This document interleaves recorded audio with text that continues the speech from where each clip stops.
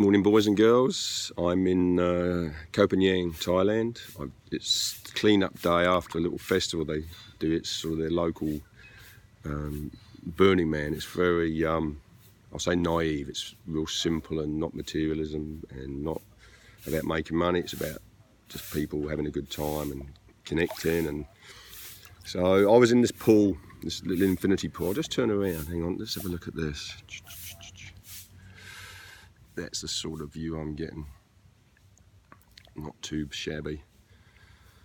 So this time last year, hang on, let's get it down, I'm getting dizzy. This time last year, or a bit before, I had a dream about two people and a long journey of synchronicities guiding me to this island. And a year ago, almost the day, I was in this pool carving. And it blew my mind. Up here were a DJ from North America. Behind me were fire spinners, fire dancers, just amazing people around the moon, squid boats out to sea, and I was in the pool carving, and I just had this little what the fuck moment. It just was like, what? And I sort of took myself out of my body and took a picture of myself in this life, and it was a new world to me, the festival world and this island. It's one big festival. Amazing people from all around the world checking out of the mainstream and come here to find themselves and be themselves. And so yeah, a year ago I was just carving at this very spot, and I knew I would be back, and a long, incredible journey. But I came back this year to teach carving, intuitive carving. I was doing performance poetry with the DJs from New Zealand. Through the music, and that was really powerful for me. In the mental health system, they try to convince me that my art and poetry was a symptom of my mental illness, an early warning sign, you know, that I was going high and would inevitably crash. And for a while they convinced me of that, but finally I had to break through and face the fears that they put in me and all my other fears. And now I'm travelling the world, and my art and poetry through this week I've been invited all around the world to perform festivals and in local schools here, and just yeah, my world's actually, it's the world that I held the vision of, and it's happening. And on this island it happens more than anywhere. People talk here of the manifesting and the speed at which things happen, and it's staggering. The whole island's, the legend is it's on rose quartz. There's a huge formation of rose quartz, and strange things happen here. Actually, it's not strange, it's normal. Often people get glimpses of it in the material world, little synchronicities and little deja vu moments, but here it's just a constant thing.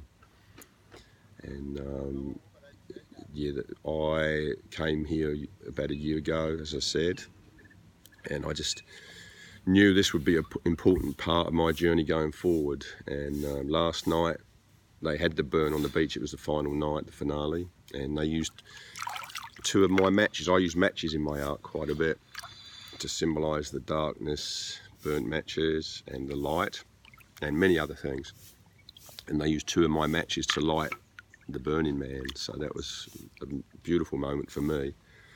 And I've connected with the fire spinners here. They've got a shared art space that one lady in particular has put a lot of time and energy and money into, and so I'll go and see her today. So now I have an art space on the island. I have a studio, and not, you know, in New Zealand I'm setting up the same thing for community to share. Most of the world's, we've been programmed, we've got to, you know, it's for me and it's not to share, we've got to hold on to it.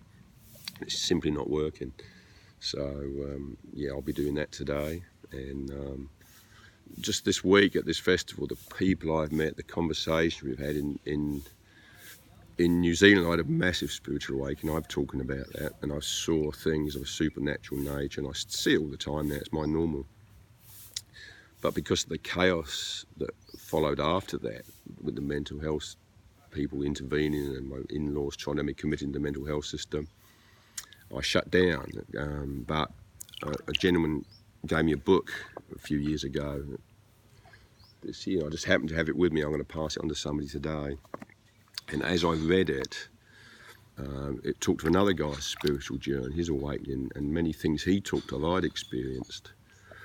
And what's happening, I see, is it's happened to a lot of people, but individually, many, especially young people, are afraid to talk about it because it's now seen as psychosis or mental illness.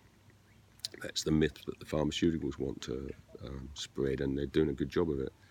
But this is happening anyway. More and more people are coming talking with me, and the release is amazing, just to normalise these things. So a big part of what I'm hoping through this video is just to normalise these things and talk with other people eventually. And so if it happens to individuals, instead of keeping it in your mind where it creates such chaos, confusion, it can be out and shared and normalised, which it is normal. So this week, as I say, I've been doing intuitive art, carving workshops, and it's been profound to see people that come in and they just get drawn in to anything creative. And most of them say, oh, I haven't done this for years, or I haven't got an artistic bone in my body. I love that one. And within minutes, they're just so engrossed and they're producing things that they had no idea were in them. And it's just amazing what happens. And I had an experience 2 nights ago with a young Russian lady. She was doing fire dancing, fire spinning, and I just was watching her. I just felt compelled to get up and carve, and I started carving flames. And she eventually finished her set and saw me and watched, and I passed her the chisels and mallet, and she just changed. And then she shared that she hadn't held a chisel and mallet since she was a 6-year-old with her grandfather, and she was holding a lot of pain. You know, the Russian psyche, there's a lot of scars there, but she just changed. Her whole face became at peace, and she was that child again. And she talked about the emotions that were coming up and the memories of her grandfather. It was the most incredible moment, and we've been talking more. It's an amazing thing. Generally, the artist in us gets shut down at an early age, often by art teachers that say you're not doing it right, or you've got to do it this way, or it's not good enough. And there certainly was the pattern in my life. Everything I did wasn't good enough, and I've seen this in many others. Then the switch is made that I'm not good enough, and I spent my whole life trying to counter that. They used to call me Peter Perfect. I was an absolute perfectionist, and it was destroying me. Nothing I did was good enough, and I've overcome that now, thankfully. And I'm going to stop waffling now and carry on swimming and help with a bit of clean up. So yeah, if you're stuck in the world, stuck in the machine, and you think there's something wrong with you, I promise you there isn't. You're in the system that's destroying the planet. So who would want to be a part of that? Come to Copenhagen, have a look around. There's an amazing world out there.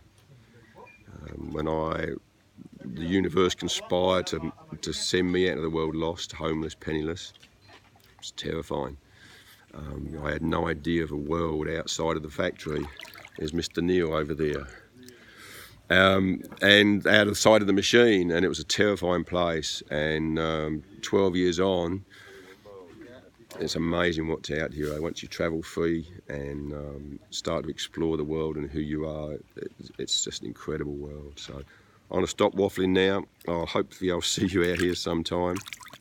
Have a great day. Bye.